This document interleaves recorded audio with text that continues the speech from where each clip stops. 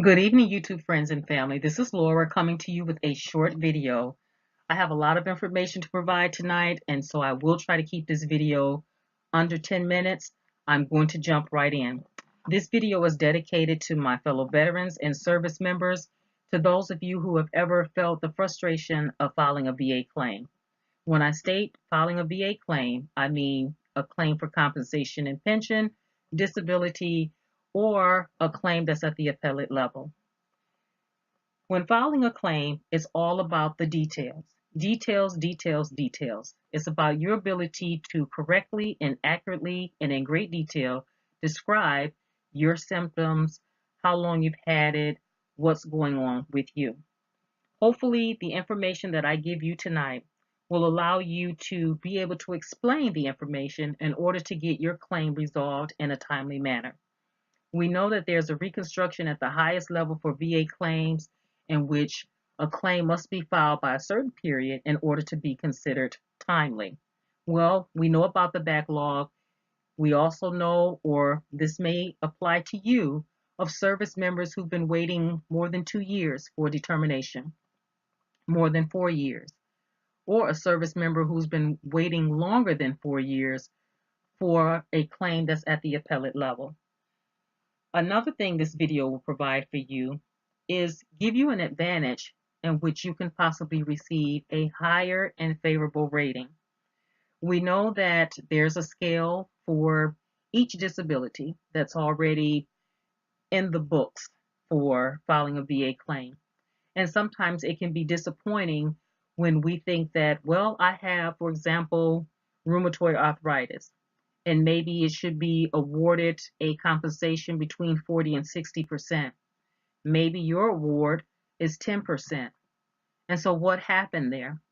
Another thing that's very sad is when we receive a favorable or our claim is approved, we receive a service connected approval but 0% compensation. That can be very disappointing and frustrating also. The third thing that this video will help, it will help to decrease the likelihood of you receiving a denied claim. We know that we can provide all of the information, we can jump through all the hoops, and for some reason our claim is still denied. And again, it goes back to the very beginning of the initial claim, whether this claim was filed on e-benefits or by paper. It all depends on the information, the details, and the description that was placed on the original claim. Those details and descriptions open the door for you to receive an examination. Once that door is open for you to receive an examination appointment, once you're before that examiner, again, it's all about the details. Details, details, details. Your ability to accurately describe what is going on and to answer the questions of the examiner so that he or she can provide written answers to a questionnaire that was with pre-filled questions. The examiner then, in turn, submits that information to an adjudicator who looks at your answers and your details and makes a determination, either approve or deny.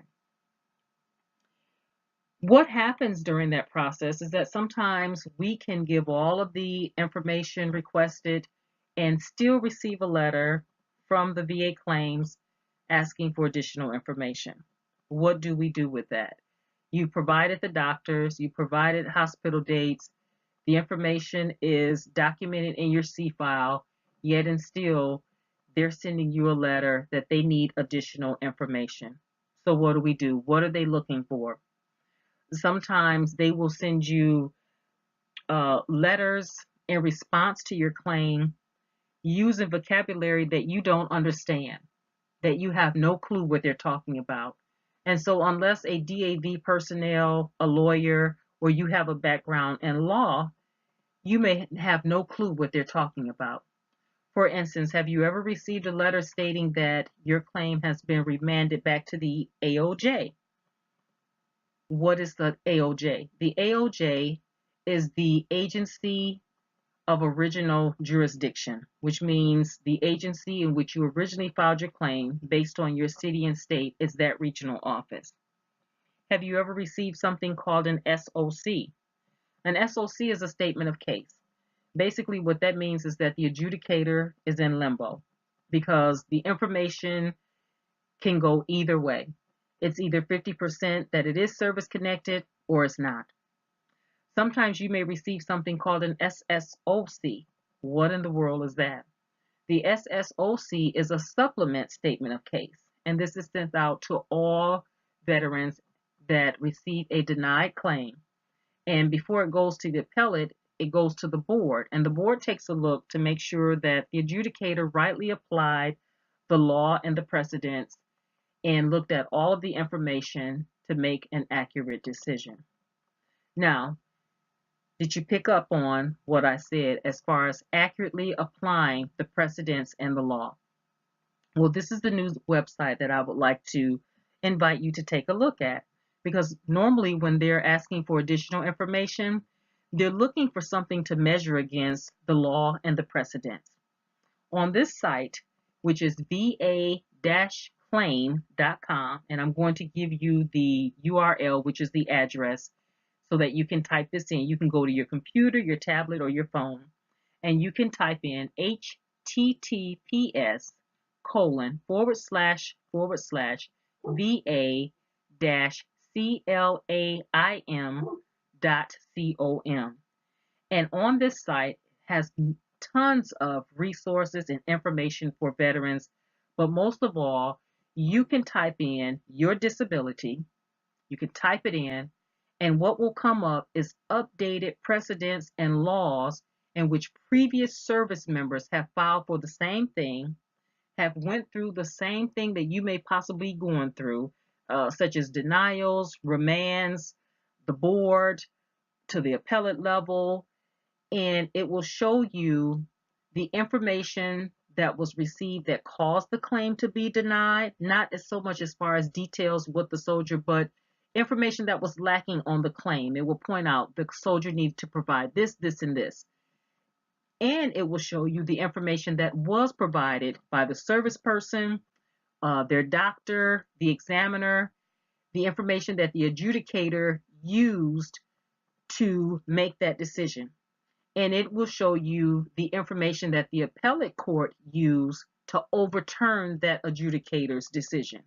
For instance, if the service person applied for rheumatoid arthritis, they were denied, or maybe they received a low compensation. Let's say that rheumatoid arthritis should have been awarded at 40 to 60%, but the soldier received only 10%. It will show you that. It will give you the correct scales and how it was reversed and changed and what it took to reverse that case. It will give you the law. It will give you the precedent. And I mean, it's a tremendous resource. And my friend, this is something that the adjudicator should be looking at. They should be checking for updates. The VA is always updating precedents and laws, and it is the adjudicator's job to check that. But sadly, that doesn't always happen. So what needs to be done? The claimant, you need to take the bull by the horn, and you need to use the resources that's available for you to look up the new updates and precedents. The good thing about this is that if you have received a letter requesting additional information, you can make a copy of the updated precedent. Let's say it's something that just happened in 2018. You can make a copy of that, attach that to your supporting information, and send that in to the claims department. And the adjudicator will have that information in order to make an accurate decision. My friend, I hope that you will share this website and utilize it. Pass the information along. And on that note, I'm going to end this video. I hope that you have enjoyed the content of my YouTube channel. If you have, please like, subscribe, leave a comment, and definitely share. And as always, until we meet again, bye-bye, my friend.